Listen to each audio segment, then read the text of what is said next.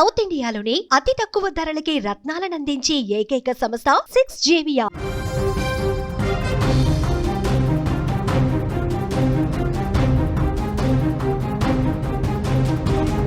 KPHB భార్యాభర్తల ఆత్మహత్యలో కీలక మలుపు చోటు చేసుకుంది. ఆత్మహత్య యత్నంలో భార్య యూటర్న్ తీసుకుంది.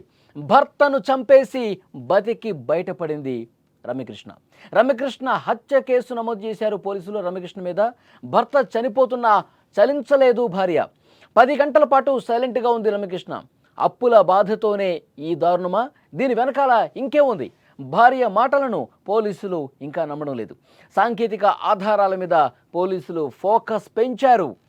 హైదరాబాద్లో సంచలనం సృష్టించిన భార్యాభర్తల కేసులో రోజుకొక కొత్త ట్విస్ట్ బయటకు వస్తోంది. కేపీహెచ్బీ పోలీసులు జరుపుతున్నటువంటి దర్యాప్తులో అనేక అనుమానాలు, విస్తుపోయే వాస్తవాలు ఇప్పుడు బయటకు వస్తున్నాయి. 3 రోజుల క్రితం ఒక విషాద ఘటన ఆత్మహత్యాయత్నంగా మొదలైనటువంటి ఈ కేసు ఒక మిస్టరీగా ఇప్పుడు తయారైంది. అప్పుల బాధలు తట్టుకోలేక కత్తితో గొంతు కోసుకున్న ఈ దంపతుల కథలో భర్త మరణానికి భార్యే కారణమనే అనుమానాలు బలపడుతున్నాయి. అయితే ఈ కేసులో పోలీసులు అనేక కోణాల దర్యాప్తు చేస్తున్నారు. భర్త రామకృష్ణారెడ్డిని చంపిన తర్వాత భార్య రమ్యకృష్ణ ఎందుకు ఆత్మహత్య చేసుకోలేదు అనేది ప్రధాన ప్రశ్న. ఇద్దరు కలిసి ఆత్మహత్య చేసుకోవాలని నిర్ణయించుకున్నప్పటికీ భర్త మరణించిన తర్వాత ఆమె తన నిర్ణయాన్ని మార్చుకోవటం వెనుక ఏదైనా కారణం ఉందా అనే కోణంలో పోలీసులు కూపీలాగుతున్నారు. భర్త ప్రాణాలు గాల్లో ఒకవైపు కలిసిపోతుంటే అంబులెన్స్కు ఫోన్ చేయకపోవటం, పోలీసులకు సమాచారం ఇవ్వకపోవటం అనేక అనుమానాలకు తావిస్తున్న పరిస్థితుంది. ఈ ఘటన జరిగిన తర్వాత పోలీసులు అక్కడికి వచ్చారు. ఆ ఘటన స్థలాన్ని పరిశీలించారు. భార్యని క్వశ్చన్ చేశారు. ఏం జరిగింది అని అడిగినప్పుడు, మేము ఆత్మహత్య చేసుకోవాలనుకున్నాం, అప్పుల బాధ ఎక్కువైపోయింది, బతకడమే కష్టమైపోయింది, ఇక చచ్చిపోదాం అని చెప్పి నిర్ణయించుకుని మేము ఈ పని చేశాము. నేనే నా భర్త గొంతు కోశాను, తర్వాత నేను కూడా చచ్చిపోదాం అనుకున్నాను, కానీ నాకు ధైర్యం సరిపోలేదు. నా భర్త చనిపోయాడు, నేను కూడా చనిపోదాం అనుకునే సమయానికి నాకు ధైర్యం సరిపోలేదు. నేను గొంతు కోసుకున్నాను కానీ ధైర్యం సరిపోక అలాగే ఉండిపోయాను. ఆ షాక్లో ఇంకా నేను ఉండిపోయాను. నా భర్త చనిపోయాడని చెప్పి ఆమె పోలీసులకు చెప్పింది. కానీ పోలీసులు ఇంకా ఈ విషయాన్ని నమ్మటం లేదు. దీని వెనకాల ఇంకో ఏదో రీజన్ ఉంది. భర్త చనిపోయినప్పుడు నిజంగా కలిసి చనిపోవాలి అనుకున్నప్పుడు భార్య కూడా గొంతు కోసుకొని చచ్చిపోతుంది. కానీ ఎందుకు ఆ విధంగా జరగలేదు? దీని వెనకాల కారణం ఏంటి? భర్త కొన ఊపిరితో కొట్టుమిట్టాడుతున్న సమయంలో కూడా ఓకే, తను యూటర్న్ తీసుకుంది, తను చనిపోవద్దు అనుకుంది. మరి భర్త గొంతు కోసినప్పుడు తను ఆ రక్తపు మడుగులో పడి కొన ఊపిరితో ఉన్నప్పుడు కనీసం బతికించాలన్న ఆలోచన రావాలి కదా, కనీసం అంబులెన్స్కి ఫోన్ చేయాలన్నటువంటి ఆలోచన రావాలి కదా, తర్వాత పోలీసులు కంప్లైంట్ చేయాలన్నటువంటి ఆలోచన రావాలి కదా. ఇదేమీ లేకుండా దాదాపు 10 నుంచి 15 గంటల పాటు అదే రూమ్లో అదే విధంగా ఉండటాన్ని ఏ విధంగా చూస్తారు? భర్త చనిపోయిన తర్వాత అదే రూమ్లో పడుకుంది 10 గంటల పాటు. అంటే దీని వెనకాల ఏంటి రీజన్? అంటే ముందే ఒక ప్లాన్ ఏమన్నా వీళ్ళు గీసుకుందా?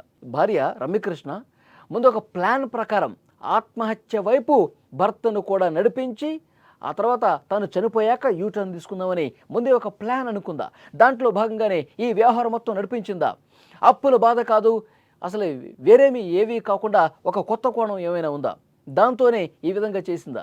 పోలీసులు ఈ కోణాల్లో కూడా దర్యాప్తు చేస్తున్నటువంటి పరిస్థితి ఉంది.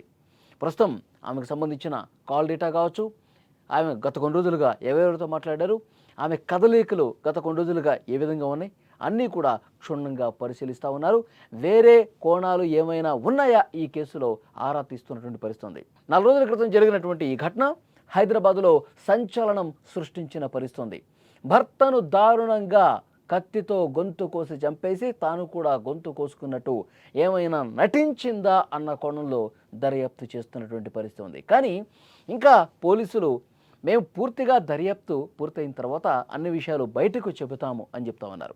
కానీ ఇంకా లోతుగా ఇన్వెస్టిగేట్ చేయాల్సినటువంటి అవసరం ఉందని చెప్తున్నారు. భార్య రమ్యకృష్ణ ఫ్రెండ్స్ ఎవరైతే ఉన్నారో వాళ్ళని విచారిస్తూ ఉన్నారు. అలాగే రమ్యకృష్ణకి సంబంధించిన బంధువులు ఎవరైతే ఉన్నారో వాళ్ళని ప్రశ్నిస్తున్నారు. ఆ ఇంటి చుట్టుపక్కల ఎవరైతే ఉన్నారో రామకృష్ణారెడ్డి సన్నిహితంగా మెలిగేవారు ఎవరైతే ఉన్నారో రామకృష్ణారెడ్డి ఫ్రెండ్స్ కావచ్చు, వాళ్ళ కుటుంబ సభ్యులు కావచ్చు, అన్నీ ఆరా తీస్తున్నారు. ఇద్దరి ఫోన్లు చెక్ చేస్తున్నారు. ఫోన్లో ఉన్న డేటా కూడా పరిశీలిస్తూ ఉన్నారు. ఇంకా ఏదో రీజన్ ఉంది అని చెప్పి పోలీసులు చాలా బలంగా నమ్ముతున్నటువంటి పరిస్థితి ఉంది. వేరే కారణం ఏదో ఉంది అని చెప్పి పోలీసులు ఇంకా ఆ కోణంలో దర్యాప్తు చేస్తున్న పరిస్థితి ఉంది. సో డెఫినెట్గా ఇవన్నీ కూడా బయటకు రావాల్సినటువంటి అవసరం ఉంది. ఇంకా ఆసుపత్రుల్లోనే ఉంది. స్వల్ప గాయాలతో బయటపడ్డ భార్య రమకృష్ణ ఆసుపత్రిలో చికిత్స తీసుకుంటోంది. ఆమె మీద అనుమానం ఉన్న నేపథ్యంలో భర్తను చంపింది కాబట్టి హత్య కేసు ఆమె మీద నమోదయ్యే అవకాశం కనిపిస్తుంది. ఇంకా ఆధారాలు కూడా పూర్తిగా సంపాదించే పనిలో పోలీసులు ఉన్నారు.